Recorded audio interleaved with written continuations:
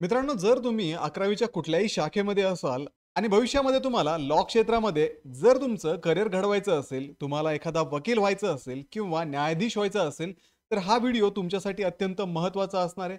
कारण आजच्या व्हिडिओमध्ये आपण वकील होण्यासाठी, न्यायाधीश होण्यासाठी कुठली बेसिक गोष्ट करणं महत्त्वाचं आहे आणि कुठनं सुरुवात करणं महत्त्वाचं आहे, ते आपण आजच्या व्हिडिओमध्ये पाहणार आहोत.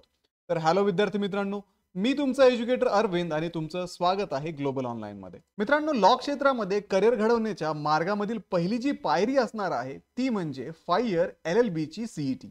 आणि जर तुम्ही ही सीईटी चांगल्या मार्क्सने क्रॅक करू शकलात तर नक्कीच तुम्हाला महाराष्ट्रामधल्या टॉपच्या गव्हर्नमेंट कॉलेजमध्ये ऍडमिशन मिळेल आणि तुमचं जे करिअर आहे ते सुद्धा व्यवस्थित तुम्हाला घडवणं पॉसिबल होईल. तर त्यासाठीच आपण 5 इयर LLB सीईटी काय आहे ते पाहूयात. तर विद्यार्थी मित्रांनो, 5 इयर LLB कोर्स हा तुम्ही 12वी नंतर करू शकता आणि या कोर्सला ऍडमिशन घेण्यासाठी 5 इयर LLB सीईटी तुम्हाला द्यावी लागते आणि ही CET state CET cell Maharashtra ही बॉडी घेते. आणि विद्यार्थी मित्रांनो, जर तुम्ही ही सीईटी चांगल्या मार्काने क्रॅक केली, चांगले मार्क्स तुम्हाला या सीईटी मध्ये मिळाले, तर नक्कीच तुमचं जे ऍडमिशन आहे ते महाराष्ट्रातल्या टॉपच्या कॉलेजेसमध्ये होणं पॉसिबल असतं. उदाहरणार्थ GLC मुंबई असेल, ILS पुणे असेल, प्रवीण गांधी असेल, रिझवी असेल किंवा इतर महाराष्ट्रातले टॉपचे गव्हर्नमेंट आणि प्रायव्हेट कॉलेजेस आहेत. तर या कॉलेजेसमध्ये ऍडमिशन घेण्यासाठी तुम्हाला सीईटीला चांगले मार्क्स मिळवावे लागतात. आणि विद्यार्थी मित्रांनो, या सीईटी मध्ये फक्त तुम्हीच नव्हे तर असे हजारो विद्यार्थी असतात जे दरवर्षी ऍप्लिकेशन करतात आणि या सीईटीला अपियर होतात. मित्रांनो, ज्यावेळेस आपण एखादी परीक्षा देत असतो त्यावेळेस आपल्याला त्या परीक्षेसाठी असणारा जो एलिजिबिलिटी क्रायटेरिया आहे तो माहिती असणं आवश्यक आहे. आता मित्रांनो, जर तुम्ही 5 इयर LLB सीईटी देण्याचा विचार करत असाल तर 12वी मध्ये तुम्ही कुठल्याही शाखेमध्ये तुमची 12वी कंप्लीट करणं महत्त्वाचं आहे. आणि 12वीला तुम्हाला जनरल कॅटेगरीमध्ये तुम्ही असाल तर 45% मार्क्स असणं आवश्यक आहे. तेच तुम्ही ओबीसी कॅटेगरीमधून येत असाल तर 42% रिक्वायरमेंट येते आहे. SC STs मधून 40% मिनिमम 12वीला तुम्हाला मार्क्स असणं आवश्यक आहे. आणि या परीक्षेमध्ये कुठल्याही प्रकारचं अप्पर एज लिमिट नाहीये. ज्यावेळेस आपण एखादी परीक्षा देतो त्यावेळेस आपल्याला त्या परीक्षेचा सिलेबस आणि पॅटर्न माहिती असणं आवश्यक आहे. तर या परीक्षेमध्ये टोटल तुम्हाला 120 प्रश्न विचारले जातात आणि हे 120 प्रश्न सोडवण्यासाठी तुम्हाला 2 तासांचा वेळ दिला जातो. आणि प्रत्येक प्रश्न 1 मार्कला असल्यामुळे टोटल तुम्हाला 120 मार्कांची ही परीक्षा द्यावी लागते. विशेष म्हणजे या परीक्षेमध्ये कुठलीही निगेटिव्ह मार्किंग सिस्टीम नाहीये, म्हणजे तुम्ही मॅक्सिमम क्वेश्चन अटेम्प्ट करू शकता आणि खूप चांगल्या मार्क्सने ही सीईटी तुम्ही क्रॅक करू शकता. आता विद्यार्थी मित्रांनो, जर आपण या परीक्षेचा सिलेबस जर पाहिला तर लीगल ॲप्टिट्यूड आणि लीगल रिझनिंग हा 32 मार्कांना येणारा सब्जेक्ट आहे. General knowledge and current affairs हा 24 मार्कला असतो. लॉजिकल अँड अनालिटिकल रिझनिंग मधून 32 प्रश्न तुम्हाला विचारले जातात. इंग्लिश लँग्वेज मधून तुम्हाला 24 प्रश्न विचारतात आणि बेसिक मॅथमॅटिक्स 10वी पर्यंत जे गणित आहे त्याच्यामधून तुम्हाला 8 मार्कांचे 8 प्रश्न विचारतात. आता तुम्ही म्हणाल की सर, आम्ही आता 11वीला आहोत आणि आम्हाला सीईटी जी द्यायची आहे ती 2027 ची द्यायची आहे. जरी तुमची सीईटी 2027 मध्ये असली तरी पण तुम्ही जर आत्तापासूनच या सीईटीचं प्रिपरेशन सुरू केलं तर नक्कीच जे विद्यार्थी 12वी मध्ये या सीईटीचं प्रिपरेशन सुरू करणार आहेत त्या विद्यार्थ्यांच्या एक पाऊल तुम्ही पुढे असणार आहात. आणि हीच गोष्ट तुम्हाला महाराष्ट्रातल्या टॉप कॉलेजेसमध्ये ऍडमिशन घेण्यासाठी मदत करणार आहे. तर 11वी मध्ये तुम्ही या सीईटीचं फाउंडेशन बनवायला हवं आणि त्यासाठी तुम्हाला वेगवेगळ्या विषयांचं फाउंडेशन कसं करायचं ते आपण आता पाहणार आहोत. आता इंग्लिश विषयाचं फाउंडेशन करण्यासाठी तुम्हाला व्होकॅब्युलरी इम्प्रूव्ह करावं लागेल. त्यानंतर डेली न्यूजपेपर जे येतात ते तुम्ही वाचायला हवेत. काही नॉवेल्स तुम्ही वाचू शकता जेणेकरून तुमचं रीडिंग कॉम्प्रिहेन्शन परफेक्ट होईल आणि इंग्लिश विषयाचा जो पाया आहे तो तुमचा पक्का होईल. त्यानंतर करंट अफेअर्सच्या बाबतीत जर पाहिलं तर नेहमी डेली न्यूजकडे लक्ष द्या, कारण सीईटी मध्ये करंट अफेअर्स विचारले जातात आणि रिसेंट करंट अफेअर्स ते असतात. पण अचानक तुम्ही ज्या वेळेस परीक्षेच्या अगोदर या विषयाचा स्टडी सुरू कराल त्यावेळेस तुम्हाला न्यूज पाहण्याची सवय जर नसेल तर तुमचा गोंधळ उडण्याची शक्यता असते. त्यामुळे न्यूज पाहण्याची सवय आत्तापासूनच लावून घ्या.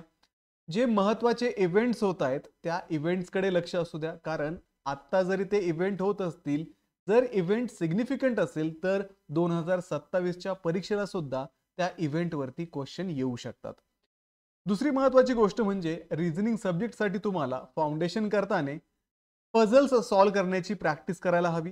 त्याच्यानंतर ज्या ब्रेन गेम्स असतील, ज्याच्यामध्ये तुमच्या मेंदूला चालना मिळेल, असे गेम्स तुम्ही खेळायला हवेत, जेणेकरून तुमचा जो मेंदू आहे तो शार्प बनेल आणि रिझनिंगचे प्रश्न जे आहेत ते तुम्ही इझिली सॉल्व्ह करू शकाल. त्यानंतर जनरल नॉलेजच्या बाबतीत जर आपण पाहिलं तर बेसिक कॉन्स्टिट्यूशन म्हणजे जे भारताचं संविधान आहे त्याचं बेसिक्स लक्षात ठेवा. त्यानंतर 11वीच्या लेव्हलची हिस्ट्री असेल, जिओग्राफी असेल, जनरल सायन्स असेल, या सर्व गोष्टी तुम्हाला पुढे 2027च्या सीईटी मध्ये विचारल्या जाणार आहेत. त्यामुळे या बेसिक गोष्टी तुम्ही आत्ताच वाचायला सुरुवात करा. पुढचा विषय म्हणजे गणित म्हणजेच मॅथमॅटिक्स. या गणित विषयामध्ये 10वी पर्यंत जे गणित आहे, 10वी पर्यंत जे मॅथमॅटिक्स आहे ते विचारलं जातं.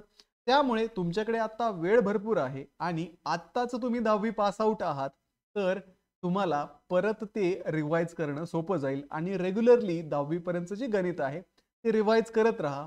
कारण बऱ्याचशा वेळेस काय होतं, काही विद्यार्थी गणिताला घाबरतात आणि गणिताचे 8 मार्क जे आहेत ते सोडून देतात, त्याचा अभ्यासच करत नाही.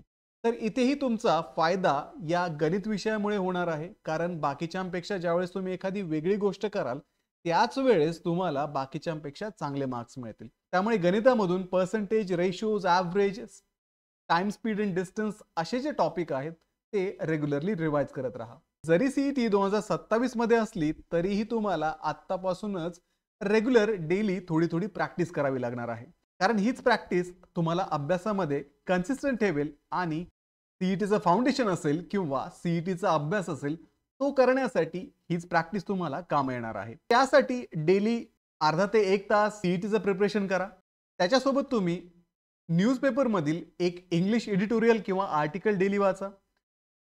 त्यानंतर महत्त्वाचे जे करंट अफेअर्स होत आहेत ते नोट डाऊन करत चला आणि रिझनिंगचे आणि लॉजिकचे जे क्वेश्चन आहेत ते रेग्युलरली प्रॅक्टिस करा.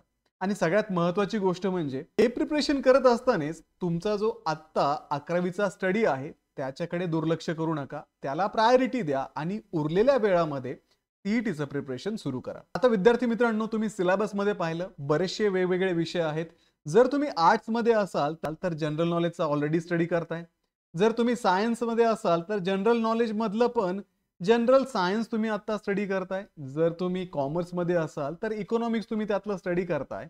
पण कुठलाच असा स्टुडंट नाहीये की जो कंप्लीट स्टडी त्याचा करतोय. कारण हा सिलेबस जो आहे तो थोडासा वॉस्ट आहे आणि नॉन कन्व्हेन्शनल आहे. आपल्याला आपल्या शाळेच्या अभ्यासामध्ये, कॉलेजच्या अभ्यासामध्ये यातले सगळेच टॉपिक स्टडी करायला भेटत नाही. तर हे जे एक्स्ट्रा टॉपिक आहेत, ही जी रेग्युलर प्रॅक्टिस आहे आणि ही जी अभ्यासाची दिशा ठरवायची आहे, त्यासाठीच ग्लोबल ऑनलाईनची लाईव्ह बॅच आम्ही सुरू करत आहोत. या लाईव्ह बॅचमध्ये तुम्हाला डेली लाईव्ह लेक्चर्स मिळतील. ते लेक्चर्स तुम्हाला ॲपमध्ये पाहायला मिळतील. आठवड्याचे 6 दिवस हे लेक्चर असतात, सोमवार ते शनिवार. आणि लेक्चर्स तुम्हाला इव्हिनिंगला सुद्धा अवेलेबल असतात. मॉर्निंगला तुमचं स्कूल असेल, इव्हिनिंगला तुम्ही लेक्चर अटेंड करू शकता.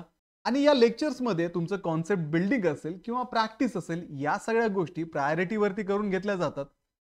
तसेच विद्यार्थी मित्रांनो, जर तुम्हाला एखादं लाईव्ह लेक्चर अटेंड करणं पॉसिबल नसेल तर तुम्हाला तेच लाईव्ह लेक्चर त्याच दिवशी रेकॉर्डेड फॉर्ममध्ये सुद्धा उपलब्ध करून दिलं जातं आणि तुम्ही तुमच्या वेळेनुसार ते परत परत पाहू शकता. आता परीक्षेचा अभ्यास करताना आपल्याकडे क्वालिटी स्टडी मटेरियल असणं आवश्यक आहे. त्यासाठीच ग्लोबल ऑनलाईनच्या या लाईव्ह बॅचमध्ये तुम्हाला PDF स्वरूपामध्ये नोट्स दिल्या जातील. त्या तुम्ही रेफर करू शकता आणि या नोट्स ज्या आहेत त्या स्पेशली सीईटी साठी डिझाइन आहेत. त्याच्यामुळे तुम्हाला त्या नोट्स व्यतिरिक्त इतरत्र कुठेही काहीही शोधण्याची गरज नाहीये. त्या नोट्स कंप्लीट स्वरूपाच्या असतील. त्यामुळे त्यातूनच तुम्ही जर स्टडी केला तर कमीत कमी वेळेमध्ये मॅक्सिमम सिलेबस तुम्ही कव्हर करू शकता. टॉपिक वाईज तुम्हाला प्रॅक्टिस क्वेश्चन्स दिले जातात. फुल लेंथ टेस्ट सिरीज असतात. याच्यामध्ये सीईटीच्या पॅटर्न नुसार तुम्हाला मॉक टेस्ट दिल्या जातात. हे जे स्टडी मटेरियल तुम्हाला मिळणार आहे ते तुमच्या लेवलला समजण्यायोग्य असणार आहे. त्यानंतर विद्यार्थी मित्रांनो, तुम्हाला डेडिकेटेड व्हॉट्सअप ग्रुपमध्ये ऍड केलं जाईल, ज्याच्यामध्ये तुमच्यासोबत इतर स्टुडंट असतील. ते मग रेग्युलर अनाउन्समेंट असेल, रेग्युलर अपडेट्स असतील, सीईटी विषय असेल, लेक्चर्स विषय असेल, ते अपडेट्स तुम्हाला व्हॉट्सअप ग्रुपमध्ये मिळतात. त्याच्यानंतर जर तुम्हाला काही डाऊट असेल तर तुम्ही तुमचा डाऊट त्या ग्रुपमध्ये पोस्ट करू शकता आणि इतर विद्यार्थी सुद्धा तुम्हाला मदत करून तो डाऊट सॉल्व्ह करू शकतात. सोबत त्या ग्रुपमध्ये एज्युकेटर पण असतात, तर एज्युकेटर सुद्धा तुम्हाला मदत करतात. त्यानंतर तुम्ही तुमच्या एज्युकेटर सोबत 24/7 कनेक्टेड राहू शकता.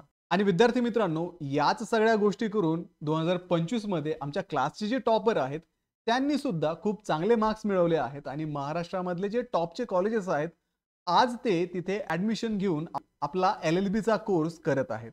तर विद्यार्थी मित्रांनो, तुम्हाला पण जर चांगला स्टडी करून ही एक्झाम क्रॅक करायची असेल, महाराष्ट्रातलं टॉपचं गव्हर्नमेंट कॉलेज तुम्ही टार्गेट करत असाल, तर ही बॅच तुमच्यासाठी असणार आहे. तर या कोर्ससाठी असणारी जी लाईव्ह बॅच आहे ती 29 सप्टेंबर 2025 पासून आम्ही सुरू करत आहोत. तर या बॅचला जॉईन करण्यासाठी तुम्ही स्क्रीनवरती दिलेल्या नंबरवरती व्हॉट्सअप करू शकता किंवा प्ले स्टोअरवरती जाऊन तिथे पण ग्लोबल ऑनलाईन ॲपमध्ये हा कोर्स तुम्ही सर्च करून जॉईन करू शकता. तर विद्यार्थी मित्रांनो, लवकरात लवकर ही बॅच जॉईन करा आणि आपलं जे वकील होण्याचं स्वप्न आहे, गव्हर्नमेंट कॉलेजमध्ये LLB करण्याचं स्वप्न आहे, ते पूर्ण करण्याच्या तयारीला लागा. तर व्हिडिओला लाईक करा, तुमच्या मित्रांना हा व्हिडिओ शेअर करा, ग्लोबल ऑनलाईनला सबस्क्राईब करा. भेटूया पुढच्या व्हिडिओमध्ये. तोपर्यंत एक्झामचं प्रिपरेशन करत राहा. थँक्यू.